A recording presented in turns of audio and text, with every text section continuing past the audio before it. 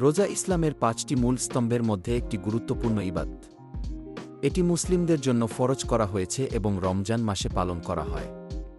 রোজা শুধুমাত্র খাদ্য ও পানীয় থেকে বিরত থাকা নয়, বরং এটি আত্মশুদ্ধি, আত্মসংযম এবং আল্লাহর নৈকট্য অর্জনের একটি মাধ্যম। রোজা আরবি শব্দ শাওম থেকে এসেছে, যার অর্থ বিরত থাকা। ইসলামী শরীয়তে রোজা হল সুবহে সাদিক থেকে সূর্যাস্ত পর্যন্ত সকল প্রকার খাদ্য, পানীয় এবং যৌন সম্পর্ক থেকে বিরত থাকা। এটি আল্লাহর সন্তুষ্টি অর্জনের জন্য করা হয়।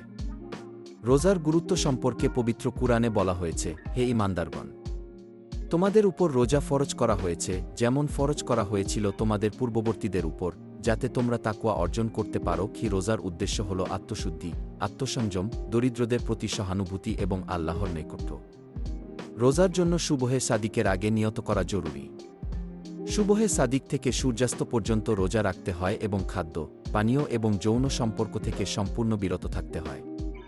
কিছু কাজ রোজা ভঙ্গ করে, যেমন ইচ্ছাকৃতভাবে খাদ্য বা পানীয় গ্রহণ করা, ইচ্ছাকৃতভাবে বমি করা, স্ত্রী পুরুষের মিলন এবং হায়েজ বা নিফাসের রক্ত দেখা দেওয়া। রোজার ফজিলত সম্পর্কে হাদিসে বলা হয়েছে, রোজা ঢালস্বরূপ। সুতরাং যখন তোমাদের কেউ রোজা রাখে, সে যেন অশ্লীল কথা না বলে এবং শোরগোল না করে। যদি কেউ তাকে গালি দেয় বা তার সাথে ঝগড়া করে, তাহলে সে যেন বলে, আমি রোজাদার। রোজার প্রকারভেদ হল ফরজ রোজা, নফল রোজা এবং কাফফারা রোজা। রোজা রাখার জন্য সুবহে সাদিকের আগে সেহরি খাওয়া সুন্নত এবং সূর্যাস্তের পর দ্রুত ইফতার করা সুন্নত।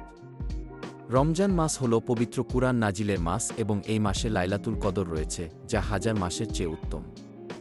রমজান মাস শেষে শাওয়াল মাসের ১ তারিখে ঈদুল ফিতর উদযাপন করা হয়। রোজা শুধুমাত্র একটি ধর্মীয় রীতি নয়, এটি মানুষের আত্মিক, নৈতিক এবং সামাজিক উন্নতির একটি মাধ্যম। রোজার মাধ্যমে মুসলিমরা আল্লাহর নৈকট্য অর্জন করে এবং সমাজে শান্তি ও সংহতি প্রতিষ্ঠা করে। রোজার প্রকৃত উদ্দেশ্য হল তাকওয়া অর্জন করা, যা একজন মুসলিমকে সত্যিকার অর্থে আল্লাহভীরু করে তোলে।